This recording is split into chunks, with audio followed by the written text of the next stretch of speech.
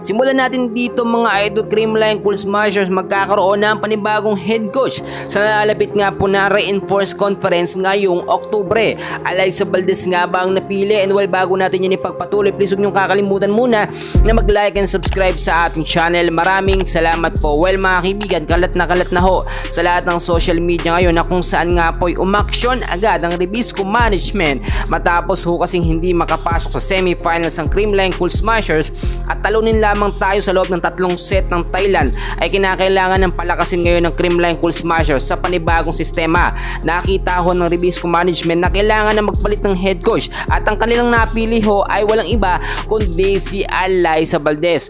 Well, alam naman natin mga kaibigan na qualified talaga maging head coach or maging coach eto nga pong si Alyssa Valdez dahil nga po sa tagal ng kanyang paglalaro sa volleyball, lalo na dito sa Creamline Cool Smashers. Pero siyempre hindi maiiwasan yung mga bashers sinasabi talagang hindi naman daw marunong mag-coach eto nga pong si Alyssa Valdez. Kahit nga daw sa paglalaro hindi nakakagawa ng mga gandang puntos at mga highlights. Well mga kaibigan, mga bashers lamang kayo, manahimik ho kayo dyan.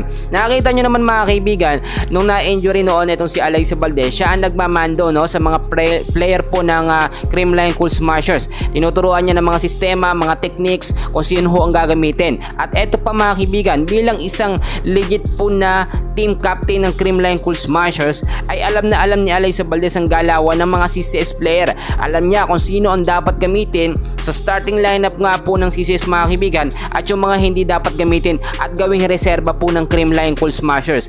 Pero nakakalungkot man mga kaibigan dahil nga po sa muling pagbabalik ni Gia Morado de Guzman sa Creamline Cool Smashers, hindi natin makikita yung kanilang tandem. Isang magaling at superstar na setter na si Gia Morado at ang magaling na spiker ng Creamline na si Alyssa Valdez, ay natin makikita kung sakaling maging head coach na po talaga etong si Alyssa Valdez. Magkagawin man, ito naman po para sa ikakalakas nga po ng Creamline Cool Smashers. Alam nyo, pagkakataon na rin ito para masubukan ho yung mga bench player ng Creamline na hindi ho ginagamit itong si Coach Sherwin Meneses. Ang dami dyan, kahit nga yung magkaroon lamang ng kapalitan or kasab na setter, ito nga pong si Kel Negrito, kahit si Mapi Galanza na alam naman natin magaling at maaasahan dahil kapatid yan ni Gemma Galanza, hindi po nagagamit. Alam nyo, etong si Alyssa Valdez, magtitake ho yan ng risk na magkaroon o gumamit po ng panibagong starting 6 line at sa Creamline Cool Smashers.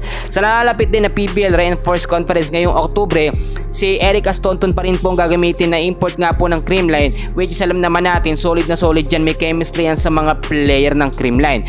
Yan muna ang update natin, and please huwag niyong kakalimutan na mag-like and subscribe. Maraming salamat po.